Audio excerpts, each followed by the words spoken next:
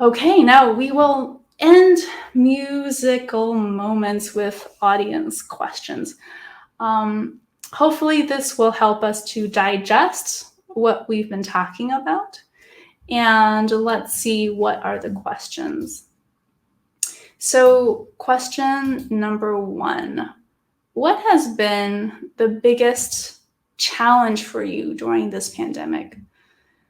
I'm feeling just how much we are in aggressive, dominating, money-driven world where people want to engineer outcomes and never lose, and they want to exploit and never prioritize how to replenish. And we see this in inequities and in climate change, and it's really hard to carry this awareness.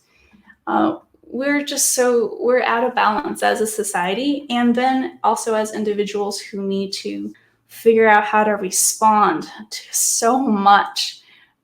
So some of the questions that I've come up with that I've been trying to answer are, so how are we going to regulate our health so that we're not so vigilant that we become paralyzed? How are we going to find enough safety to be able to live life and go out on the streets when random attacks are being targeted? How do we find the safety? Another one is how to reframe the media narrative from, naming each of our groups by the color of our skin or where we're coming from, to somehow to see people as either two forces, either allies or enemies of our coexistence. And there are enemies and allies in every group of people. And Sofia Gubaidulina, by the way, has a beautiful orchestral piece about this very specific issue, and it's called Pro et Contra, pro and against, for and against. Also, how are we going to find a way to encourage our loved ones who are feeling stuck and depressed? So how can we have the intention of helping others, but then not suffocate them or try to control their outcome or their sense of agency? How can we ask for help from others without demanding that a certain outcome is generated? How can we ask for people to advocate for AAPI issues without some sort of an outcome, even as we strive to reach goals? So anyway, these are really hard issues, and I'm so grateful that through my processing these seminars with you, that hopefully I've been able to gently share the ways that I'm coping with it, the ways that I am using the beauty of music to pause and think about relationships and associations and connections. And I'm presenting minority values, I think, in our society right now, values of introspection and taking the time to understand different layers and different perspectives within each news story, within each conversation. And that needs to come to the foreground and have an equal voice, equal to efficiency. How are we going to process together? Okay, let's take a look.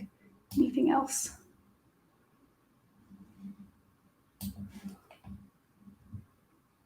All right. Second question is, how did you decide on the arc of this event? So it's been really fun to create an arc over 8 weeks. It's a nice, healthy length of time for me to be adding details and making more connections as I go. And framing these webinars at the beginning and the end with the support of 2 really important New Haven leaders has been just fabulous. So being able to share our perspectives as music lovers, and then also as people who deeply care about the well-being of New Haven.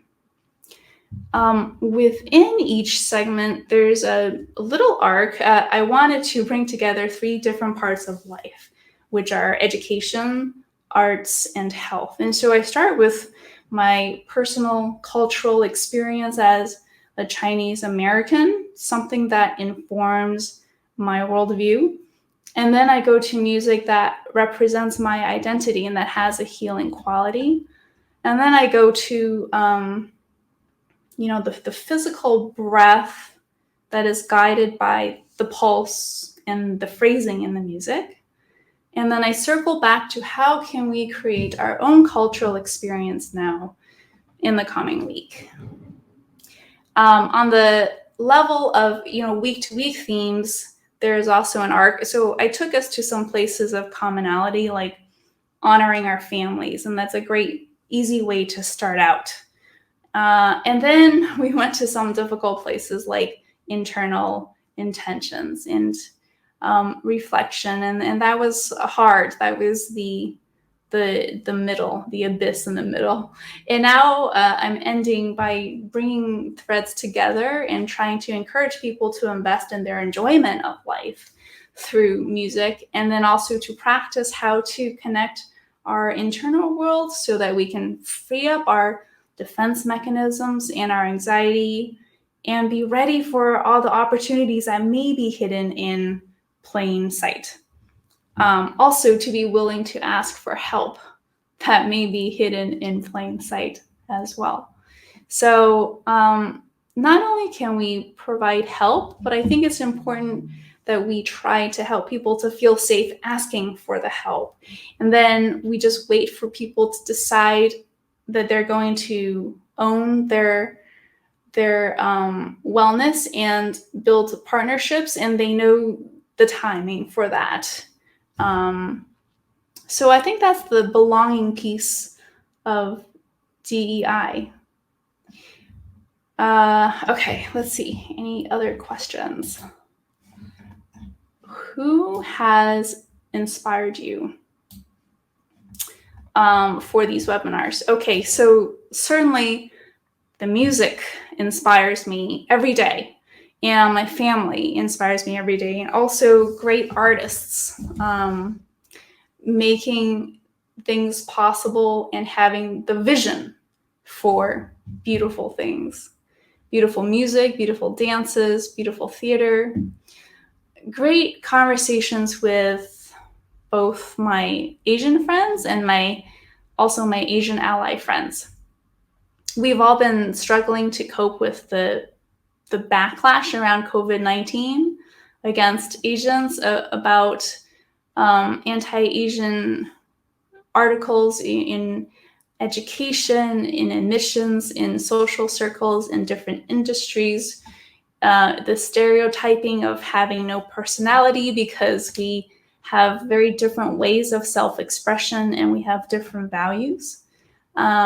We've been trying to figure that out together, and I'm so inspired when I hear different points of view from other people. And also friends who, some immigrated from China and some are born here and cannot be more American in every way, except that they look Asian. And friends from different races who have helped inform me of, their personal relationship with racial identity, which is so diverse. It's so different for each person. I took a great Hollaback anti-Asian American harassment training webinar, and that gave me another layer of ideas on resilience. So I highly recommend that, and the link is on my website, MMM resources page. Another inspiration, I remember talking with Dr. Celia Waterhouse, who's a board member at the University of Colorado where I taught, and she attended my online listening cafe and really encouraged me to go further with connecting music and health, and that kind of stuck in the back of my mind. Also, there's been such a huge increase in the quality and quantity of podcasts and webinars, and so some of my favorite moments in this just past week even, I heard a podcast with Wayne Brady, this incredible improv artist and musician.